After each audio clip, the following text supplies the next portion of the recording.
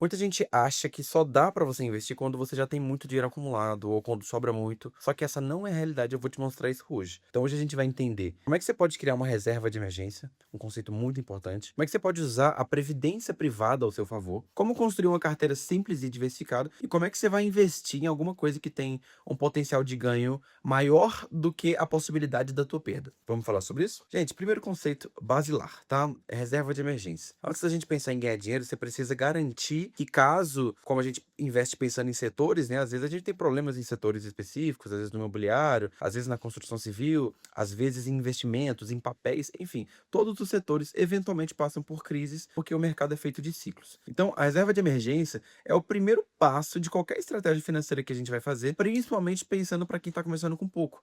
Então, aquele dinheiro que você guarda torcendo para que nunca precise usar, mas que pode sim te salvar em situações inesperadas, tá? Pode perder emprego, ter problema de saúde ou qualquer tipo de imprevisto. O objetivo é segurança, liquidez e é o ideal. Existem alguns teóricos que dizem 6 meses, outros 12. Eu prefiro ter de 1 a 2 anos dos meus custos fixos, tá? E qual que é o melhor lugar para fazer isso? Qual que é o ativo que você vai usar para poder deixar a tua reserva de emergência? Pô, as caixinhas da Nubank são uma boa alternativa para você agora. Eu não diria isso anos atrás, mas o Nubank já se consolidou como um dos bancos mais valiosos do Brasil também, né? Então, eu não tenho mais essa desconfiança que outrora eu tinha. Então, é um passo muito simples, só que ele evita que você precise vender seus investimentos, ou então que você precise se endividar quando tem algum problema, porque sem isso, qualquer imprevisto pode te voltar para a estaca zero. Reserva de emergência, gente, é muito, muito importante, porque acredite, vai acontecer emergências e você vai precisar vender no momento em que os seus investimentos talvez não estejam no melhor número. Você pode precisar se desfazer de um investimento de longo prazo, não conseguir a rentabilidade que você já gastou um puta tempo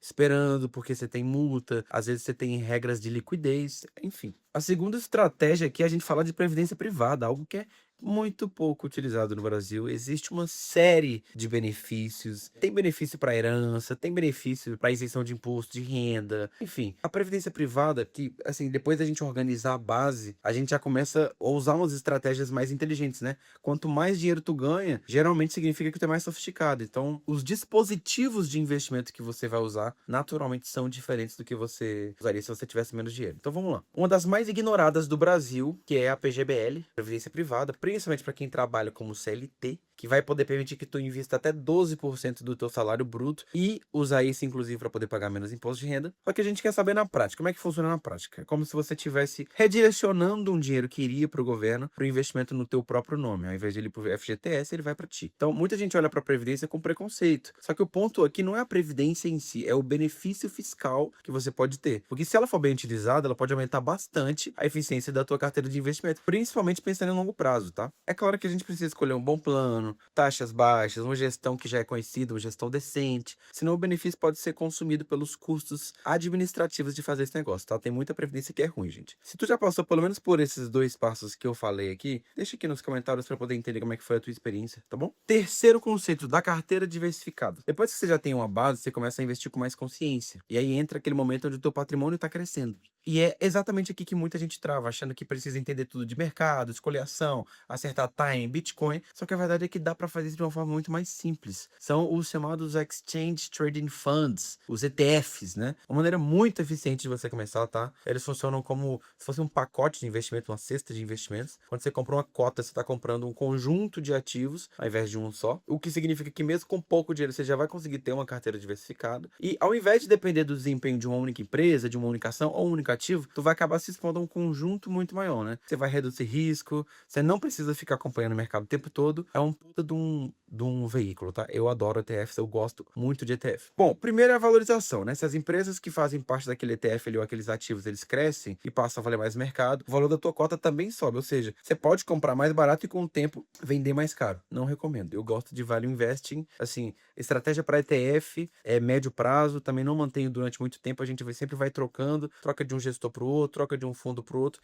porque é sempre bom, porque a gente sabe que quando tem alguém fazendo intermediação de investimentos de papel ou coisa do tipo, sempre tem taxinha de administração escondida, sempre tem algum tipo de surpresa, taxa de liquidez, enfim. Acontece, é assim que o mercado funciona. A segunda forma tá, que a gente tem aqui, também são os dividendos. Tem empresa que distribui parte do lucro para os investidores. E aí isso também chega até você, mesmo que sejam com valores pequenos. Não necessariamente é um dinheiro que cai todo mês, tá? De forma relevante, principalmente para quem está começando com pouco, mas às vezes são os mesmos centavos que vão significar milhares, milhões de reais no futuro, tá? Você tem aí Banco do Brasil, Bradesco, Itaú, Copel, você tem Semig, todas grandes empresas que distribuem dividendos muito boas, inclusive, tá?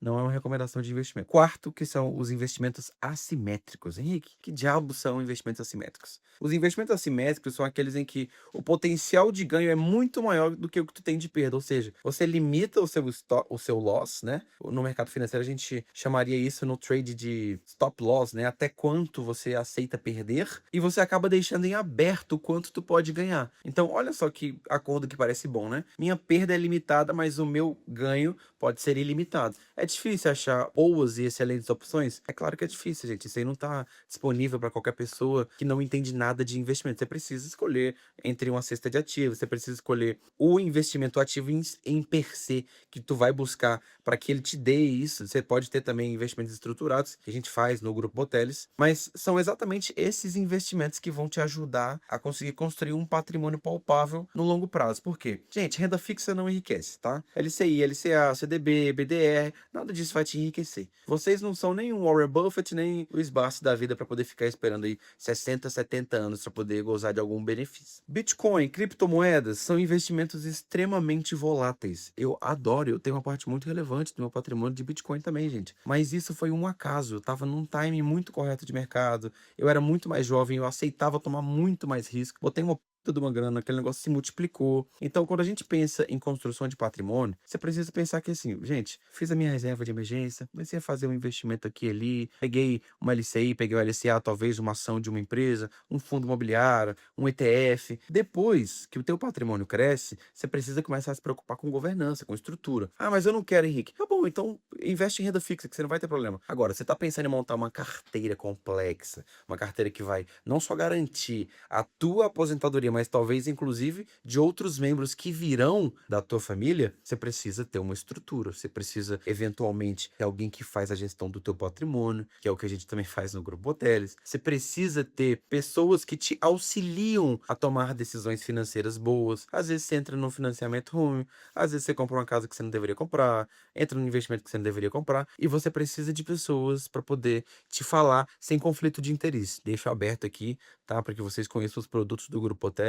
A gente também faz gestão patrimonial. Eu te convido a entender mais sobre os nossos produtos, mas fica aqui o resto da minha dica. Não terceirize a construção do teu patrimônio, gente. Você vai precisar usar empresas, você vai precisar uma corretora, você vai precisar usar, às vezes, um grupo de investimento, mas a construção do teu próprio patrimônio tem que ser algo que parte de ti. É melhor que você entenda ou que você delegue 100% disso, sendo aquela pessoa decisora, né, que só permite ou não permite que coisas aconteçam com tomada de decisão do teu dinheiro, mas tem que ser gente que entende. Quem não sabe mexer com dinheiro não deveria estar construindo o teu patrimônio. Meu nome é Henrique Boteles. Gostou desse vídeo? Não gostou? Me fala aqui nos comentários. Seu feedback é muito importante, tá? E até a próxima.